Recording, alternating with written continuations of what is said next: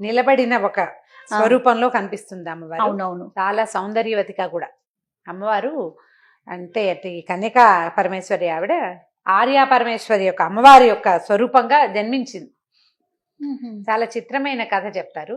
ఇంచుమించు 10-11 శతాబ్దంలో జరిగిన కథే. ఆమె మానవిగా జన్మించి మానవ స్త్రీ కాంతగానే జన్మించి అమ్మవారిగా మారిందనమాట. వైశ్యుల ఆరాధ్య దేవత, వారి కులదైవము, వారి ఇంటి ఆడపడుచు.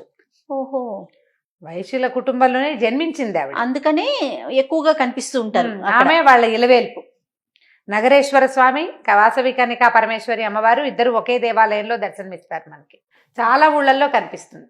గోదావరి జిల్లాలో పెనుగొండ గ్రామం, అదేంటంటే వైశ్యుల పాలిటి కాశీ. ఆ పెనుగొండ గ్రామం, ఆ పెనుగొండని ఇదివరకు కుసుమ శ్రేష్ఠి అని ఒక రాజుగారు ఒక ఆయన పరిపాలించేవాడు. వైశ్యులు, వాళ్ళకి 700కి పైగానే గోత్రాల వాళ్ళు ఉన్నారు వాళ్ళ కులంలో, ఆ జాతిలో. ఈ వైశ్యులు ఏంటంటే వ్యాపారస్తులు కదా, మనకు తెలిసేది.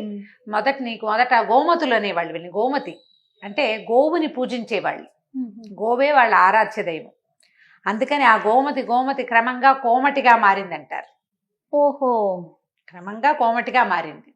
అయితే భాస్కరాచార్యుల వారిని ఆయన కన్యకా పురాణం అని ఒక పురాణం రాశారు మహానుభావులు. చాలా అందులో ఈవిడ కథ అంతా మనకు చాలా సవిస్తరంగా కనపడుతుంది. ఎప్పుడైనా నేను ఈ దేవాలయాల ప్రస్తావన వచ్చినప్పుడల్లా ఈ కథను తలుచుకుంటూ ఉంటాను అనమాట. చిత్రమైన కథ, భగవత్ స్వరూపాలు ఎలా ఎన్ని రకాలుగా ఉంటాయా అనిపిస్తుంది. అయితే ఈ పెనుగొండని పరిపాలించే రాజుగారికి కుసుమ శ్రేష్ఠి ఆయన పేరు, కుసుమాంబ ఆయన భార్య పేరు. వీళ్ళు వేంగి అంటారు ఆ ప్రాంతాన్ని. ఆ ప్రాంతాన్ని పరిపాలించేవాడు రాజు ఆయన. చాలా కుటుంబాల వాళ్ళు ఆయన పాలనలో ఉన్నారు. అయితే ఈ మొత్తం ప్రాంతం అంతా పెద్ద రాజు, అంటే ఇది చక్రవర్తి, దానికి రాజరాజ చోళుడు తండ్రి అనమాట. ఆయన చాలా చిత్రమైన విష్ణువర్ధనుడు, విమలాదిత్యుడు అని కూడా అనేవారు ఆయన్ని.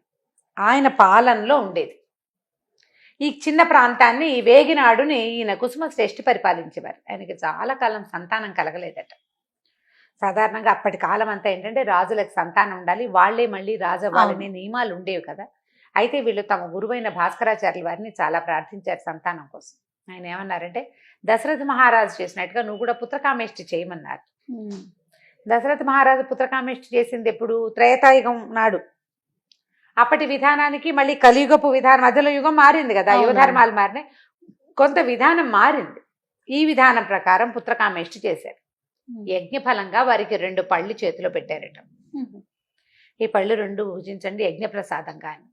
ఆ ప్రసాదాన్ని భుజించాక ఆవిడ గర్భవతి కుసుమాంబ, ఆమెకి 2 సంతానం కలిగారు, కవల పిల్లలు, ఒక మగ పిల్లవాడు, ఒక ఆడపిల్ల. అయితే అమ్మవారికి ఇంద్రప్రసాదంగా భావించి అమ్మవారికి వాసవి, అమ్మాయికి వాసవాంబ అని, అబ్బాయికి విరూపాక్షుడని పేరు పెట్టారు. 2 పిల్లల్ని చక్కగా పెంచుకున్నారు. చాలా తొందరగా విద్యాబుద్ధులు నేర్చుకున్నారట 2. మగ పిల్లవాడికేమో రాజు కావడానికి సరిపడా శస్త్రాస్త్ర విద్యలు అవన్నీ నేర్పించారు. అమ్మాయికి పురాణ ఇతిహాసాలు, శాస్త్రాలు అన్నీ చక్కగా చదివించారు. చాలా బుద్ధిమంతురాలు. వాళ్ళకి కులదైవం ఆ ఊర్లో ఉన్న నగరేశ్వర స్వామి. శివాలయానికి చాలా భక్తిగా వెళ్ళేదట ఈవిడ వాసవి. ఆమెకి శివభక్తి పరాయణురాలు. వివాహం మీద ఆసక్తి లేదు. అయితే కొంత యుక్త వయసు వచ్చాక విరూపాక్షుడికి ఒక బంధువులు తెలిసిన ఇంకొక రాజకుటుంబం నుంచి అమ్మాయిని తెచ్చుకుని వివాహం చేసుకున్నారు. అబ్బాయి వివాహం అయింది, అమ్మాయి కూడా వివాహం చేస్తారంటే ఆమె ఎప్పుడు శివ పూజా దురంధరురాలుగానే ఉండేది. నిత్యము నగరేశ్వర స్వామిని దర్శించేది, యోగాభ్యాసంలో ఉండేది. ఎక్కువగా ఆమె ధ్యానమగ్నురాలుగా ఉండేది. పెద్దగా సాధారణంగా ఆడపిల్లలకు ఉండే ఆసక్తి ఉండే అన్ని రకాల వ్యవహారాల్లోనూ ఆవిడ లేదు. గంభీరంగా ఉండేది. చిన్న వయసు పిల్లలు చిలిపిగా ఉంటారు, 19, 20, 18 ఏళ్ళ పిల్లలు ఎట్లా ఉంటారు, ఆవిడ ఆ ధోరణిలో ఉండేది కాదు. భగవత్ సంబంధమైనవి మాటలు, ప్రసంగాలు అవి కూడా చాలా ఉత్తమమైన ప్రసంగాలు అవి చేసేది. చాలా బాగుండేది. అసలు మహాసౌందర్యవతి ఆవిడ. అయితే ఏమైందట, ఒకసారి ఏవో చాలా పెద్ద ఉత్సవాలు జరుగుతున్నప్పుడు ఈ రాజుగారు అయినటువంటి విష్ణువర్ధనుడు ఈ ప్రాంతానికి వచ్చాడు. ఆయనకి చాలా పెద్ద ఎత్తున స్వాగత సన్నాహాలు చేశారు. చేసినప్పుడు నగరేశ్వర స్వామిని దర్శించారు. దేవాలయం మరి ఆ ఊళ్ళో ఉన్న పెద్ద దేవాలయాన్ని వచ్చిన రాజుగారు దర్శిస్తారు.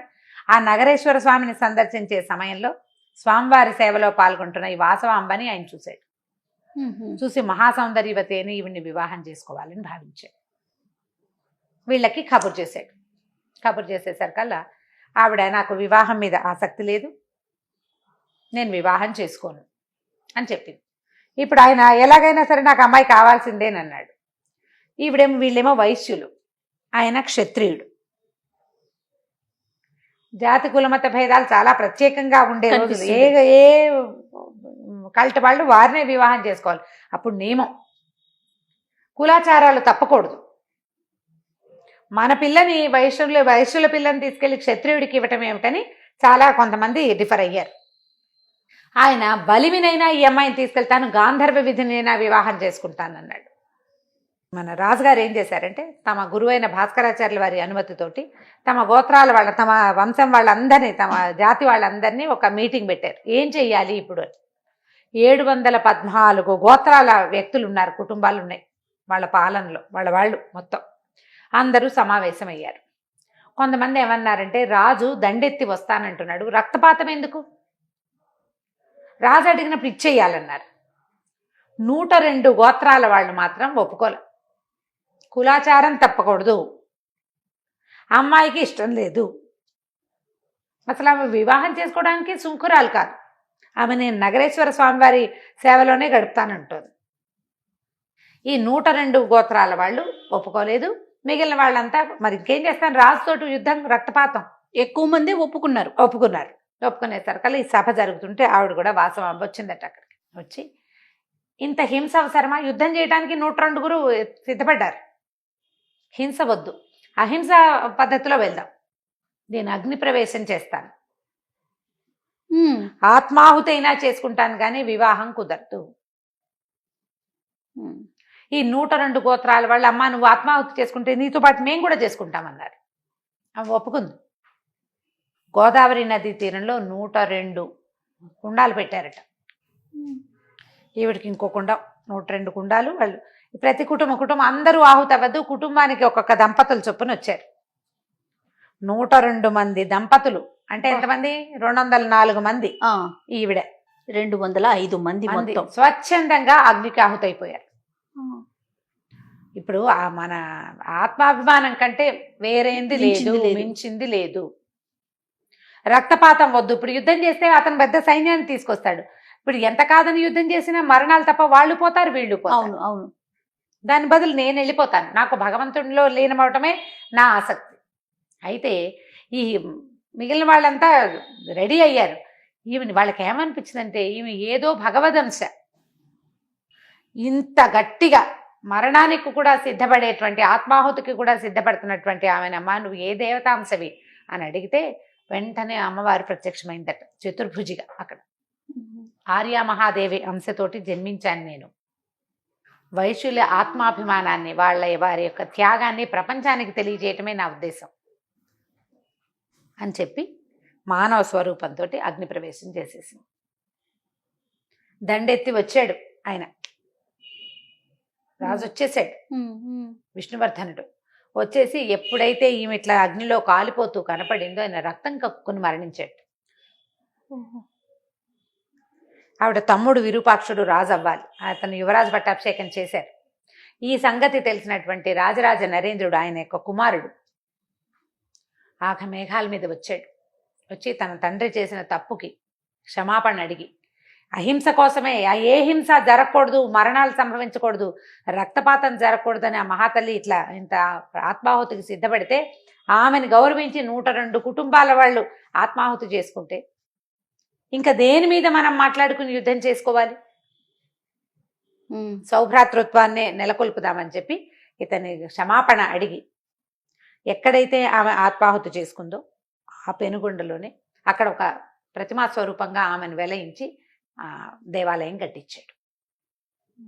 అప్పటి నుంచి పెనుగొండలో అమ్మవారి దేవాలయం ఉంది. వాసవి కన్యకా పరమేశ్వరి. ఆవిడేంటంటే చిన్నప్పుడు ఆమెను అట్లా అనేవాళ్ళట, కన్యక అని. ఆ కన్యకగానే ఆమె తరలి వెళ్ళిపోయింది. మళ్ళీ ఇక వారికి ఇలా వెలుపుగా ఉండిపోయారు. ఇప్పుడు వీళ్ళేంటంటే క్షత్రియులు యుద్ధ వీరులు, అవును కదా, వైశ్యులకి లేదు, యుద్ధం రాదు, వాళ్ళు ఇతరుల సహాయంతో చేయగలరు. యుద్ధం చేస్తుంటే ఇన్ని కుటుంబాలు సర్వనాశనం అయిపోయేవి. వాళ్ళ మేలు కోరి ఆవిడ అగ్ని ప్రవేశం చేసింది, తన ఆత్మాభిమానాన్ని కాపాడుకుంది, వీళ్ళందరినీ బతికించింది ఆవిడ. అంచేత ఆమె ఎప్పటికీ వాళ్ళకి ఆరాధ్య దేవతే అయ్యింది. అప్పటి నుంచి ఆమెను పూజిస్తూనే ఉన్నారు. దేశవ్యాప్తంగా చాలా చోట్ల కన్నికా పరమేశ్వరి దేవాలయాలు కనిపిస్తాయి.